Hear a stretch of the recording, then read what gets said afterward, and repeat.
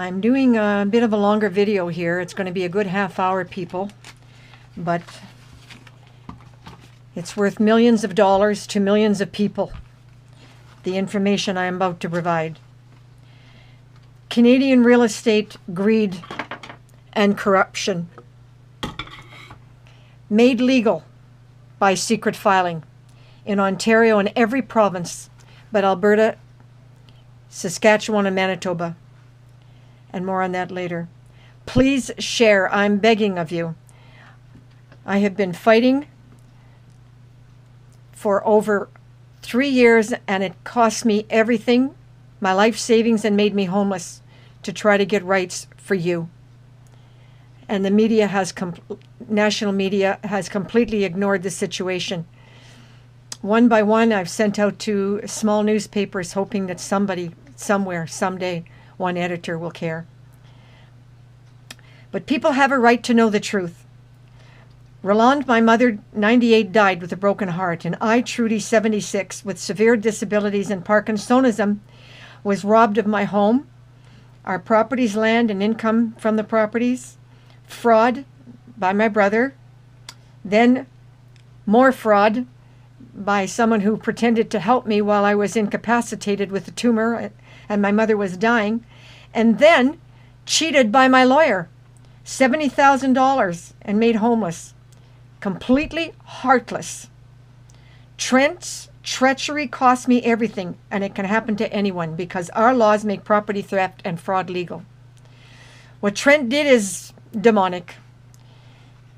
That's the lawyer. Why he would do that? I paid him to do a job, and he seemed to care.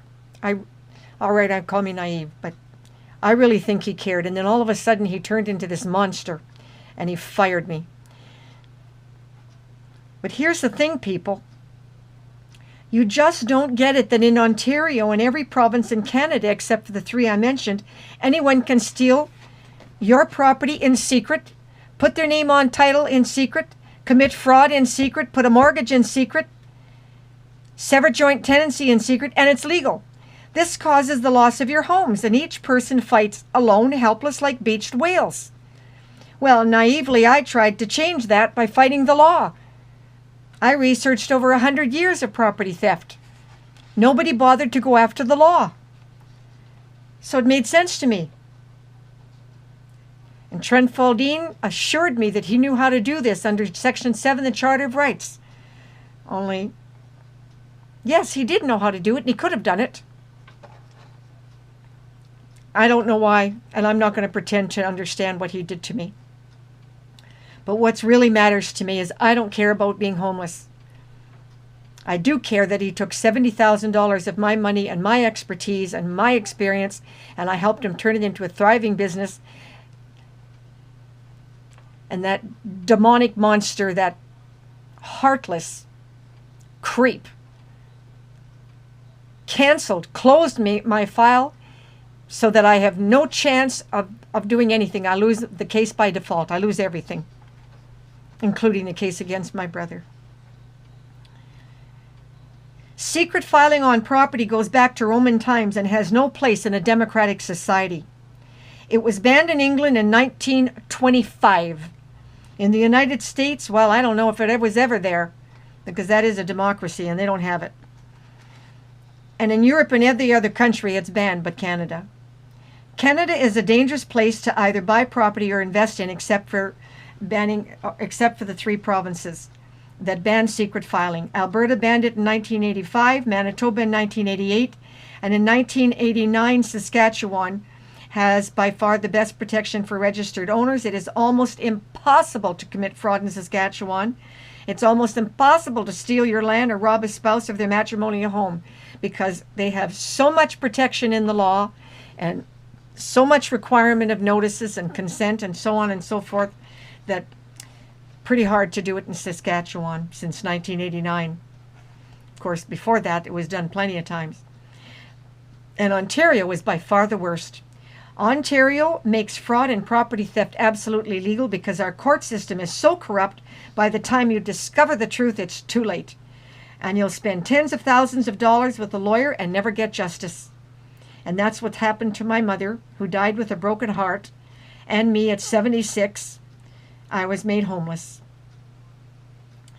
Anyone could put their name on title to your home and property in secret without you as a registered owner ever being notified. And that's the truth. Anyone can sever joint tenancy on any of your properties, including your matrimonial home, in secret without you as a spouse ever being notified. And that's the truth. I tried to get secret filing banned and came so close. 4 years of research, and I did most of it. Trent only did a small portion of what I did. And most of my savings to gather the evidence, to file an affidavit against the Ontario government, which would have gone to the Supreme Court, which would have given the right to notification to every Canadian coast to coast. And that bastard fired me and refused to finish the job, took the money and just closed me down like I was trash. Despite being homeless, severely handicapped with Parkinsonism disease in honor of my dead mother, I willingly gave him that money to file an affidavit to get rights for you. And he promised my dying mother that no matter what would happen, he would never abandon us, that he would always fight for our rights. Suddenly, when I began to run out of money, he fired me. He took offense to my being upset that the government was costing me so much money. Okay, I got upset. I'm homeless, people. I had to move in with my boyfriend. Well, okay, that's very nice. I'm not sleeping in my car like happened to be in 1984 when I lost my home because of my disease not being legally recognized. But that doesn't make it any different. I'm still homeless, and all that money's gone, and over $1 million in investments and properties are gone. So don't say to me I'm okay. Yeah, that's what he flippantly said. Well, you're okay. You're with Dan. Yeah, okay. I'm not dead. But that doesn't make it okay. He turned on me like a callous monster, knowing it would sabotage both my cases. It didn't even cross his mind that millions of people are now not going to get human rights. And he could have done it. He could have done it. Yeah, I'm screaming. He accused me of being angry one time. I wasn't angry. I was scared. He was sitting doing all these criminal cases and doing everything and putting me on the back burner, and I'm putting out all this money. And it's 3 years later, and I was getting scared because everything that I'm fighting for hinged on this affidavit getting filed within a proper length of time. And he procrastinated, and I wasn't even getting angry at him.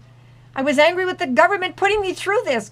Why should I have to spend all my money to get rights for you? And the media, no public support, no people support, no media support, and I'm doing this all by myself for your sake, and yeah, I got upset. Excuse me, I had a right to get upset. So I have 2 cases. One is the Ontario government to ban secret filing, and 2 is the fraud against my brother who stole title to our home, embezzled estate funds, committed income tax fraud, and it was all made legal because a direct result of secret filing, without our ever as registered owners as ever being notified of anything. Yeah, that's legal in Canada.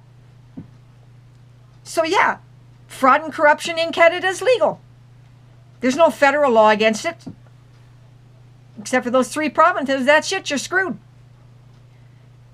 How can anyone take the life savings of a handicapped homeless senior at 76 like me, grieving the loss of my mother and home, and deliberately cause me to lose everything? I don't know. He'll have to answer to God on that one. He just fired me knowing what it would do to me. It was like some kind of vengeance. I became his enemy, and boy, he's going to get even with me for a crime I didn't commit. That's pretty sick, people. I think he's sick. He's on some kind of sick cookies. But what he did was guaranteed me to lose both cases by default. He knew I had neither the health nor the money to start all over again. And at first I fell apart. I tried to kill myself. I was so devastated. My boyfriend, Dan McIsaac, with 30 years, stopped me with brute force, and he locked me in my bedroom until I could come to my senses. And he just kept saying to me that there's got to be another way. Well, I don't know. I've tried. Media just doesn't care, but I'm doing it again. Then in a vision, I kept seeing all those millions of Canadians, that's you people out there, in jeopardy of losing your homes, and that fighting for fundamental human rights to ban secret filing was a cause worth fighting for. Slowly, barely able to function, I worked day and sleepless nights, typing, begging by email, wrote and mailed over 50 advocacy groups and lawyers, coast to coast, members of Parliament, Premier of Ontario, Prime Minister, and they all refused to help me. So I can't get a lawyer, and I can't fight, and I can't do anything. I'm really screwed. But that means you're screwed, people. You're screwed, not just me. I don't count. But millions of you are in the same position I'm in, or will be. Or your children will be, unless something is done. Yeah, I'll continue now to fight until I die to get secret filing banned, to get the world to know the truth. I'll put it up on YouTube like I'm doing now. You won't share it. You never do. Nobody gives a damn. But I'll just keep doing it. One day at a time, I'll send out to little newspapers. I just sent one to the Ontario Farmers Press. Because people don't know this is within the law, that you can legally be robbed of your property. So I just got to keep putting it out there. And one of these days, pray to God that some editor has a heart and cares and says, hey, wait a minute, this is a bit much. But I tried and failed. So my only option is to keep attacking the real estate investment market, because some of the brokers do care. And I'll just keep putting it out like I'm doing today. But if you don't share it, it's going nowhere. Of course, seniors and women are the most vulnerable, and I couldn't even get the feminists to care. My mother was married 61 years to a violent, abusive monster. And that was her reward. She died with a broken heart.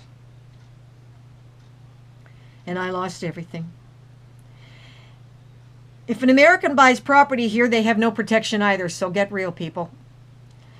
But very interesting, if you're Russian and you buy land in Canada, the federal law does not allow for secret filing. It is only legal if you're a Canadian or an American. Welcome to greed and corruption Canadian style.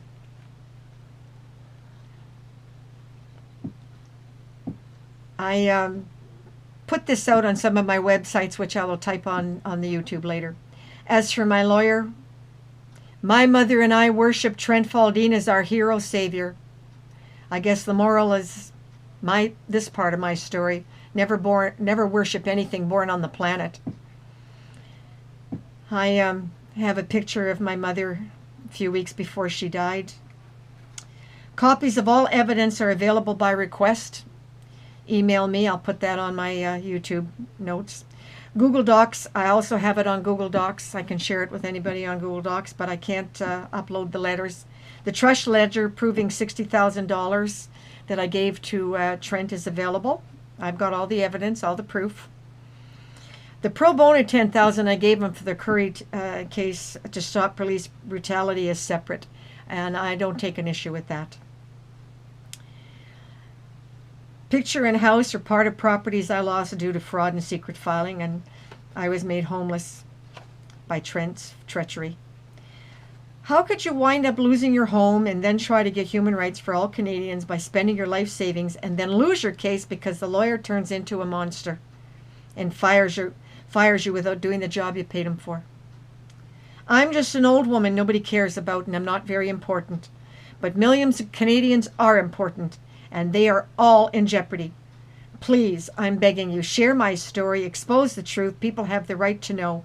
In sharing, perhaps you can save others, which would make the suffering I endure worth it. And I don't know what else I can tell you, people. I don't know what it's going to take to get this story out. I don't know what it's going to take. I mean, you would think that the law that allows for fraud would be worth a story worth publishing, and nobody cares. And now, my lawyer, he becomes part of that treachery.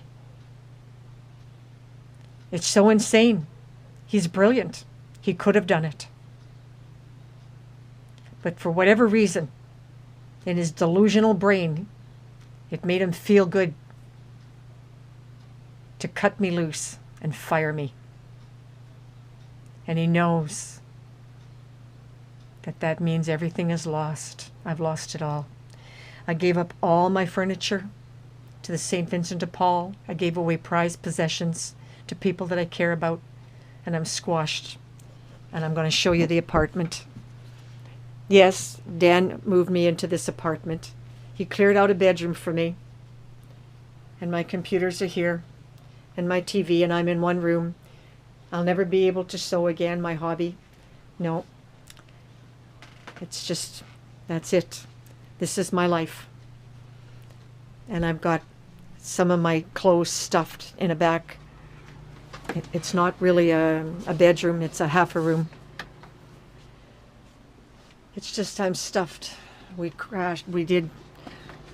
And my files, all my research files. Yeah.